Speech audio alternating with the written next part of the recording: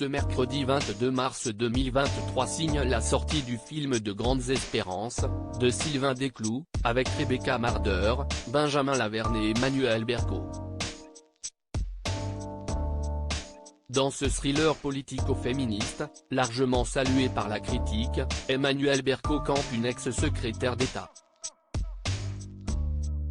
Retour sur sa préparation avec de vraies femmes politiques pour incarner son personnage. Ce mercredi 22 mars 2023 sort le tout nouveau film de Sylvain Desclous, après la campagne en France, Vendeur et le monde à l'envers. Dans De Grandes Espérances, le nouveau thriller politico-féministe du cinéaste de 50 ans, on suit l'histoire de Madeleine, une brillante jeune femme issue d'un milieu modeste, qui prépare son oral de l'ENA, dans la maison de campagne d'Antoine, son compagnon, en Corse. Lorsque, malgré eux, le couple se retrouve lié à une altercation qui tourne au drame. Alors qu'ils parviennent à atteindre les hautes sphères du pouvoir politique, ce sombre secret menace de tout gâcher. Arrivisme et écologie se mêlent pour dresser le portrait de deux jeunes opportunistes, prêts à tout pour réussir. Au cours d'un dîner, Madeleine, incarnée par la superbe Rebecca Marder, nominée au César 2023, pour sa prestation dans Une jeune fille qui va bien, fait de l'effet à Gabrielle, une ex-secrétaire d'État, jouée par Emmanuelle Berco, qui repère son potentiel.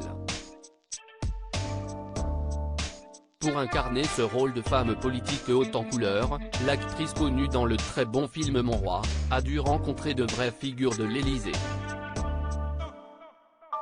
Une petite visite à l'Élysée dans les colonnes d'Allociné, le réalisateur du film a révélé que pour bien préparer le personnage de Gabrielle, ex-secrétaire d'État, lui et Emmanuelle Berco se seraient rendus au palais de l'Élysée, pour y rencontrer trois femmes célèbres du monde politique français, Aurélie Filippetti, Marlène Schiappa et Anne de Béizet, l'ancienne secrétaire générale de l'Élysée.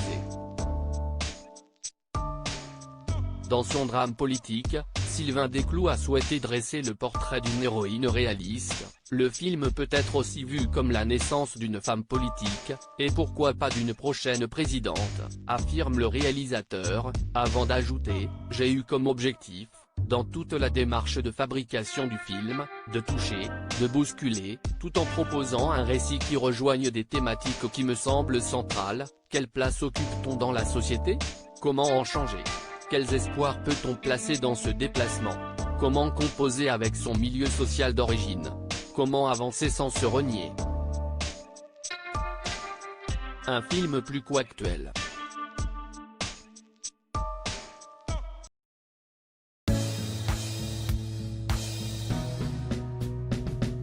But there's all times through the rough times I think you've got